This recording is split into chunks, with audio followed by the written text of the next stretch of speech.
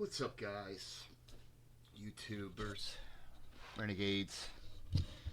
I am back, and I am having a moral dilemma of there seems to be some mixed opinion as to whether or not reaction should be done to this series of Ren videos, and I agree. This is some highly personal stuff for Ren to put out there. It's nothing that he hasn't already said before. He's going to a little bit more detail as far as the timeline goes. And I don't know why he's doing this, whether it's to just clear the air about what he's been through and his experience and to get everything on record and right, or if there's other reasons that he's putting this out. I'd assume it's to also inspire and help those of us stuck in it still. Which, I mean, he's stuck in it still. I'm stuck in it still. So, do we do reactions to this or not? I have Lyme disease. I mentioned it in the last video on chapter 1. I've had it for... I got it when I was 30. I'm 54 now. I think I'm 54. And math adds up. So I've lived with it for 20 some years. And it's slowly degraded my life. Very few relationships with people left. Canceling everything. Yeah, it's had its impact. And for that reason alone, I think that it should be shared. I'm not gonna react to what Ren says per se. This is just, I mean, I'm gonna give my input with my experience, and how I'm also in some treatment to get rid of it. And if this works, maybe it can help other people who are still suffering, to this day with this. I don't believe in prescription medications. I've always steered clear from them. I'm not a doctor. I don't seek the doctor as soon as I get sick.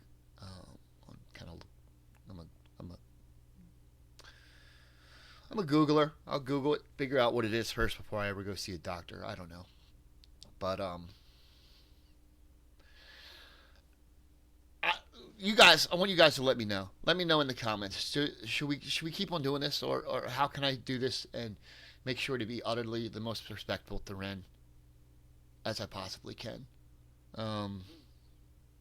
I very much admire the man. I think he's majorly talented, but more than the music is the message that he brings. That's really what I really enjoy. The things I watch over and over are his million sub speech, the King Dada diss at the end, and I just like the man's message that he's trying to help everybody. That's what has me on the Ren train and following Ren. There's lots of other great musicians out there and great music, and stuff. But what he has to say, the words, I'm down with the words. All right. Anyway, let's go ahead. Let's get on to this chapter 2. He left off. He's going to talk about the entering of the first angel. And I'm curious to see who this is. So anyway, without any more jibber jabber, let's do this. And I paused the mic. I turned the mic off during the thing because it's this shitty mic and it picks up and the thing sounds weird. So anyway, here we go.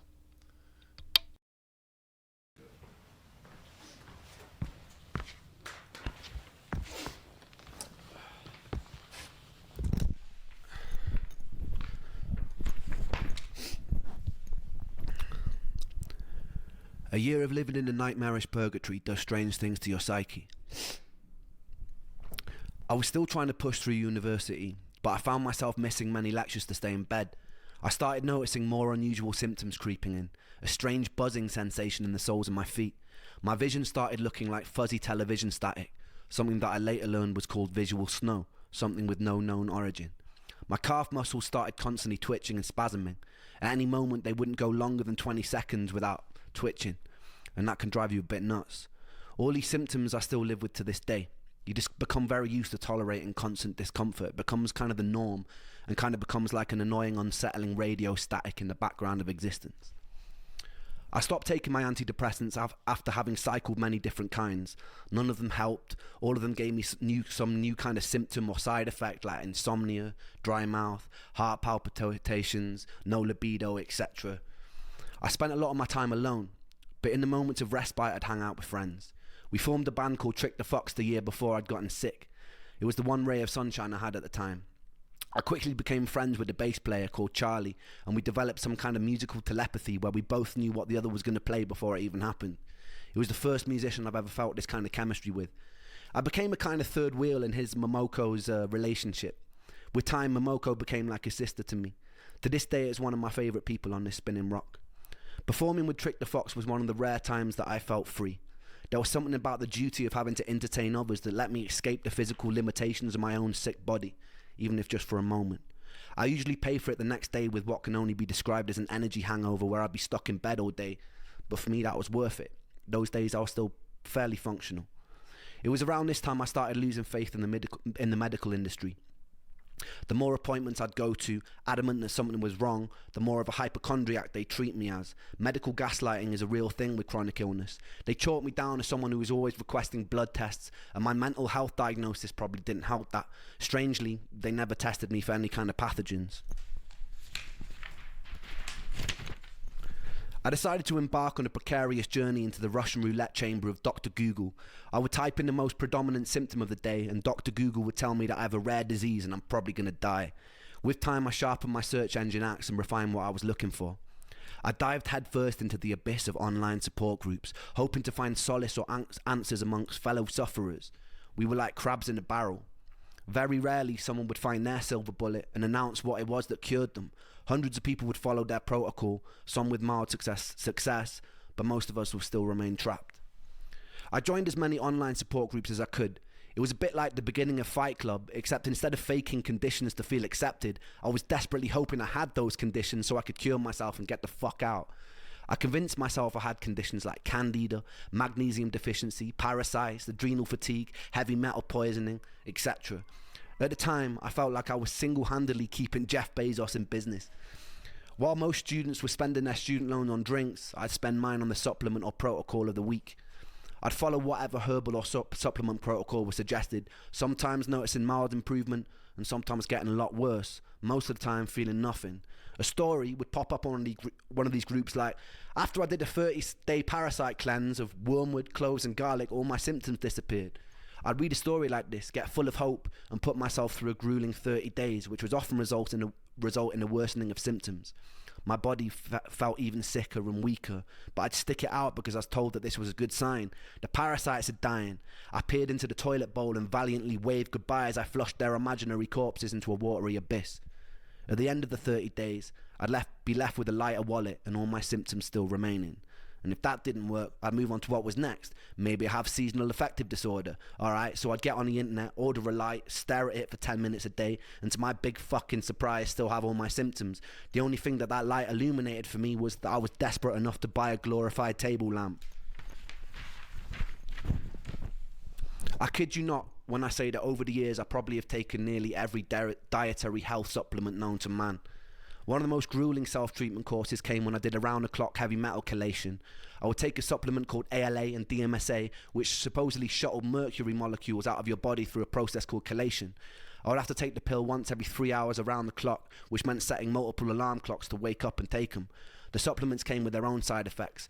I remember one time standing in a supermarket and feeling like the sounds and lights were so bright that I couldn't even bear to be in there. I stopped with this protocol for a whole year with no luck. I was still coming to terms with the death of one of my best friends during this time too. I was too sick to hold down any kind of stable job, so I was mostly living off my student loan. Welsh students study in England also weirdly get given a small sum of money just for being Welsh, or almost like a "we're really sorry that you're Welsh" sort of condolence prize. I've always prided myself on my financial independence, so whenever I could, I'd get out on the streets of Bath and I'd busk. I remember the very first time I did. I had my guitar in hand, I perched myself on a bench, took a deep breath, and then bared my soul to the jury of the street, and it was exhilarating. People sometimes ask me what music means to me, and it means life. This was usually the one time I felt like I didn't want to die. This was the one time I could feel a resemblance of something that resembled spirit, that resembled my soul, that resembled me. I even found myself cracking jokes with onlookers, which for someone dripping with social anxiety at the time was huge for me. It was March, roughly 3 months after Joe had died, and I was sitting on a bench in Bath with my guitar singing into a busy street. And this is when I would meet the first angel of this story. I'd see 2 more angels years later. One in the guise of a homeless man, one a doctor cheating death in the Beverly Hills clinic, but that bit will come a little bit later. The angel was walking on the opposite side of the street with a mother. They both stopped to watch me for a moment. I saw her mum whisper something to her. The angel turned bright red and she giggled and they shyly approached. We got talking and the angel asked where I was from. I told her that I grew up in Wales in a small village that was once described in a local newspaper as being worse than an Iraqi war scene. I told them they would have never heard of it. They looked surprised and they said they had family there. I asked which part, and it turned out to be the village that I grew up in. Since you can basically count a population of 2 intergenerationally bred mutated hands, I asked who they were, and it turned out that that angel happened to be Joe's cousin. This encounter was always a foundational moment of serendipity in my life. In the years that followed, I took serendipitous occasions to mean I was in line with my purpose. Sometimes I felt like I'm following a script. It's just that I don't know the words or actions until they actually happen. But in moments of serendipity, I feel like they are playing out exactly as they were meant to. It was quite a bizarre moment for me, that hundreds of miles away by chance this angel would be related to my lost friend. Upon learning who I was, they invited me back to theirs for a cup of tea, and I accepted and I fell in love. It was really good tea. That week, the angel took me to a favourite botanical garden and she pointed out a favourite flower. So that night, true story, I dressed in black, broke in by climbing over the fence, dug up the flower and presented it to her the next day. She called me insane, but it's safe to say that angel ended up being my first serious girlfriend. It was a weird kind of relationship. We both shared an unusual trauma for people who were so young, brought together by a tragedy. Even though sometimes I feel like she might have hated me at the time, I was convinced like it was some sort of Shakespearean fate that had brought us together. A morbidity that birthed light, that it couldn't be anything else. It felt like divine intervention. She was pretty troubled in her own way, and I was very troubled in mine. But in between the sludge of dealing with the constant symptoms, it was beautiful. That summer, her parents took us to Centre Parks, which is a posher version of Butlins, if you don't know, where they paid for all the activities and meals, and they let me do whatever I wanted. Coming from a poorer family, I wasn't really used to being spoiled to that degree, but I figured I'd just roll with it. One morning while I was there, I got a call from my friend Sega, and he sounded pretty mixed up, so I asked him what was wrong. He told me that there was no easy way to say it, but one of my other best friends, Callum, had died. He'd gone cliff jumping in the same cliffs we used to jump off as kids.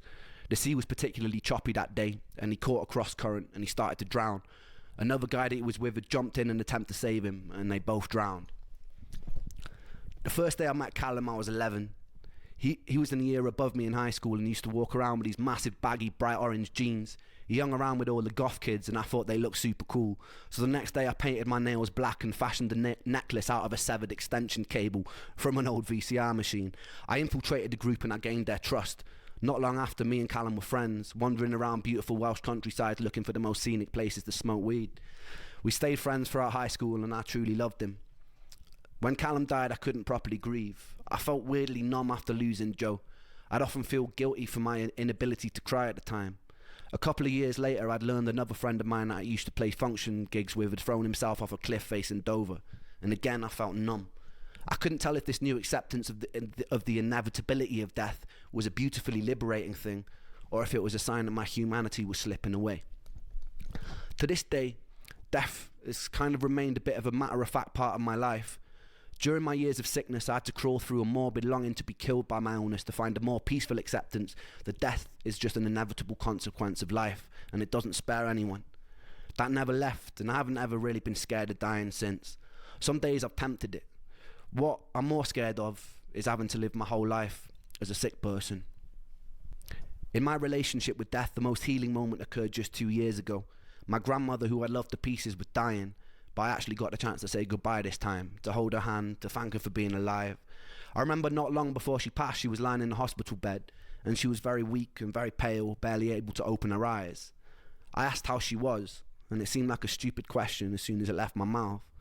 She paused for a long moment, and she turned her head to look at me, and she opened her eyes, and she smiled, and she said she felt happy.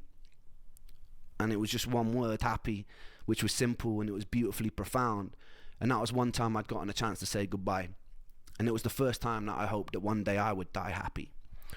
The following year, I would achieve something beyond my wildest dreams, and then I would lose it almost as soon as it came. Stay tuned for that. I don't wanna hear no words today.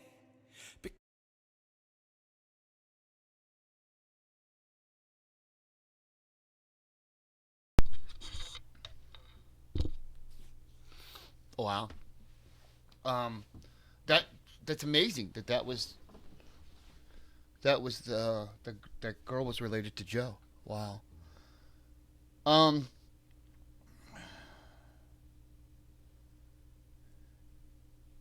the I my dog distracted me. Sorry. Um I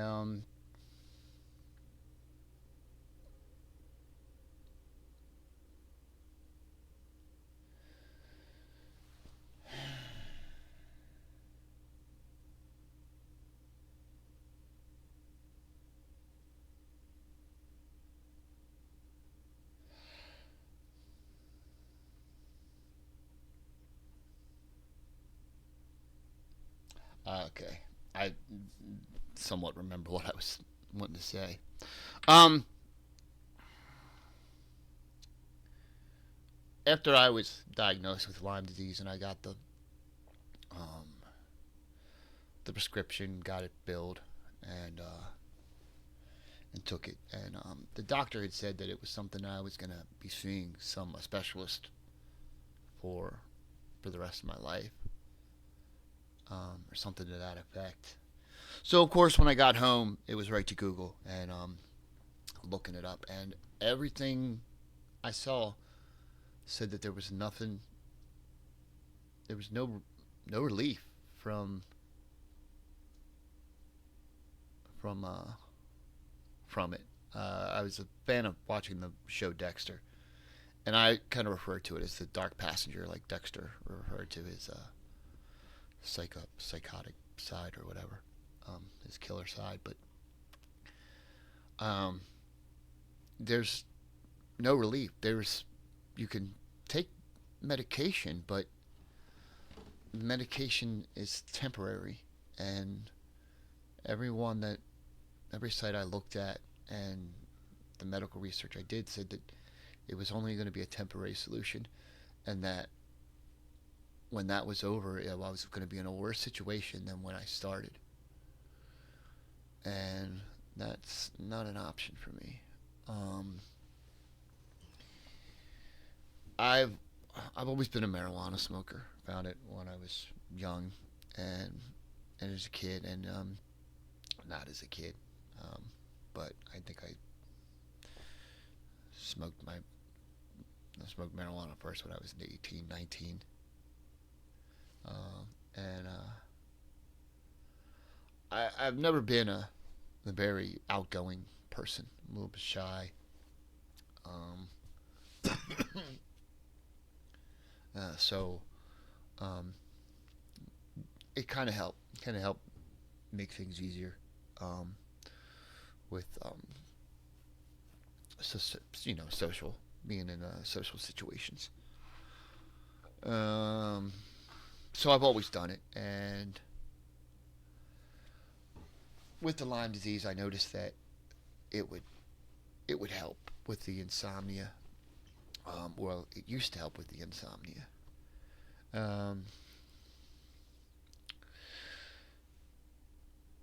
what Rent's talking about with all the feeling, I call it not being comfortable within your own body. You get all these little phantom physical issues that are with me, like right now. Back of my neck itches, my right shoulder itches, my left shoulder itches. There's kind of like a pinchy feeling in the bottom, in my right butt cheek. My feet are too warm. My legs, from head to toe, I'm having issues that are just small, uncomfortable feelings throughout my body.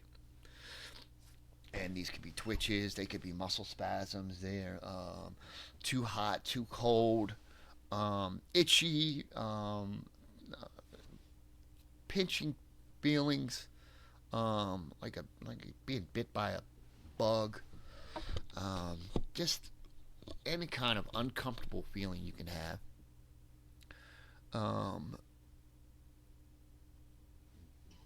They'll just randomly occur throughout my body, just here and there, here and there. And anytime you try to rest and relax, it's just, you just can't. You're just constantly moving, constantly uncomfortable. So there's that, and you got that, and that's going, and when I don't smoke anything, and I have a medical prescription for this. I'm 100% legal, or as legal as it is, and but this will fight without that. Then there's the chronic fatigue, which Renz talks about, and that is essentially where no amount of rest will mean anything to my body whatsoever. I could spend days in this chair and sleep the entire day away, and I won't feel any better. I will feel worse as it goes. So I pretty much spend the day. I smoke in order to battle the chronic fatigue, but that doesn't do anything with the neuropathy and all the phantom body things. So that brings on the insomnia, and then the insomnia drives me mentally crazy, or accelerates it.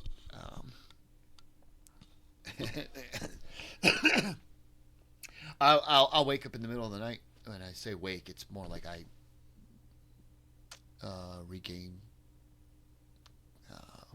awareness after lying down for a while and then finally giving up, and I'll get up, and I've done some really strange things in the middle of the night. Tend to wake up a lot of times naked or without clothes on, just because they've gotten on my nerves. My body has just refused to get comfortable, and I've slowly removed things to try to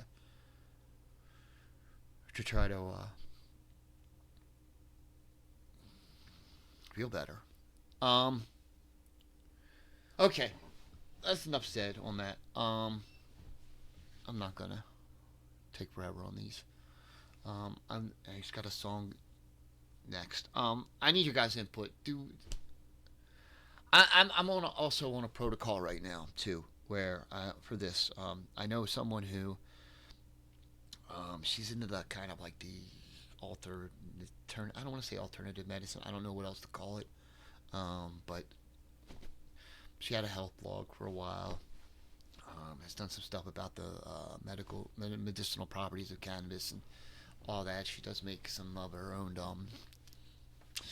CBD and marijuana medicines and tinctures and stuff. But she gave me this Lyme disease protocol. It's a 2-month thing that I'm just started doing. I'm 1 week in. I feel like I'm getting a little bit out of it right now, but we'll see what's happening. And if this helps me, I want to be able to tell people about it. Anybody that's going through this. So that's where I am torn on these, on doing commentaries or reactions to these segment of Ren's videos. I don't know. So I want you guys to give me your feedback. Tell me, what is this crossing a line? Is this I don't know. Is this not cool? I'm not doing it for any of my personal gain, other than maybe to get some more subs. I mean, I'm nowhere close to being anywhere monetized or anything on this channel or anything.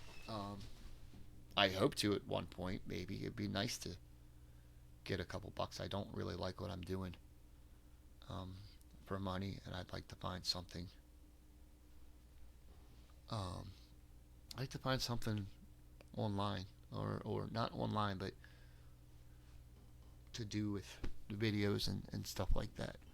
So that's kind of why I'm jumping into this via the reactions and stuff. I don't know. I'm looking for stuff. To do. The Lyme disease, it's like I said, I don't have a lot of people left in my life. My brother's going no contact with me because of the Lyme disease. I canceled everything that we always tried to do, and I guess it got on his nerves, and he kicked me out of his life. Told he hated me, and he never wants to see me again. And he was one of my best friends. I didn't have a lot of people in my life. That's hurt me very, very much, and it's been a very long time. And but I don't know. So anyway, there you go. Looks like we got a song, Runaway. I've heard this. I've heard all of these songs. So but let's go ahead and end on this. Thanks, guys.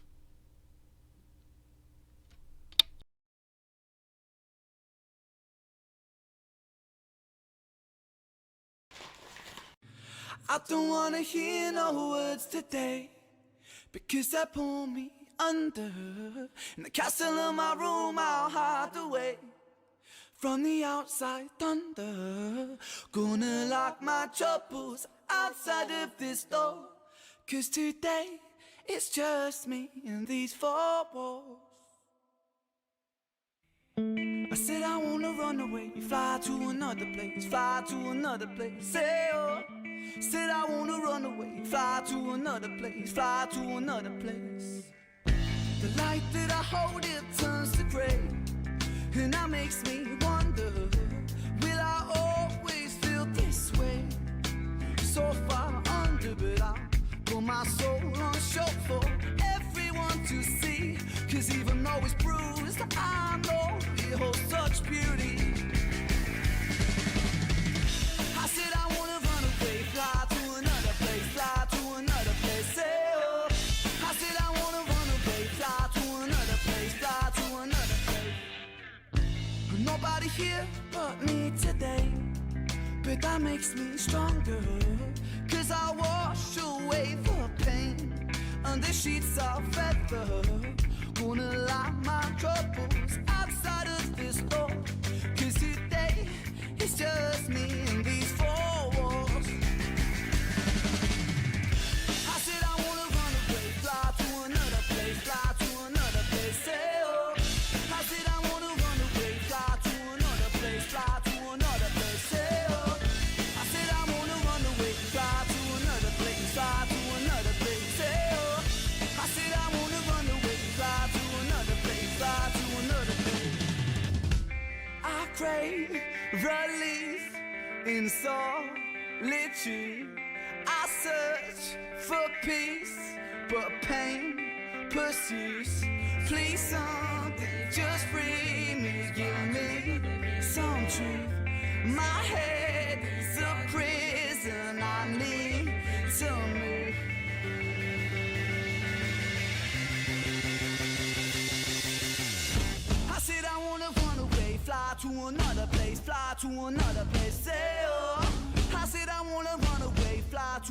another place, fly to another place. I said I wanna run away, fly to another place, fly to another place. Hey, oh. I said I wanna run away, fly to another place, fly to another place. I said I wanna run, I said I wanna run, I said I wanna run. Hey, oh. I said I wanna run, I said I wanna run, I said I wanna run. Hey, oh. I said I wanna run away, fly to another place, fly to another place. Hey, oh. I said I wanna run away, fly to another place, fly to another place.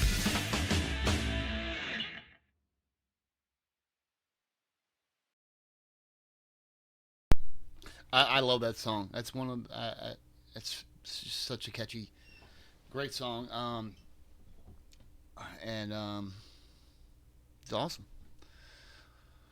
And it's a really good positive note to leave on.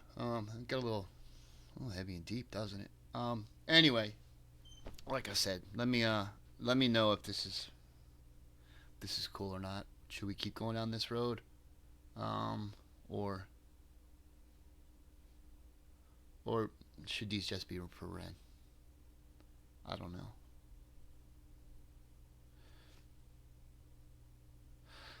Let me know.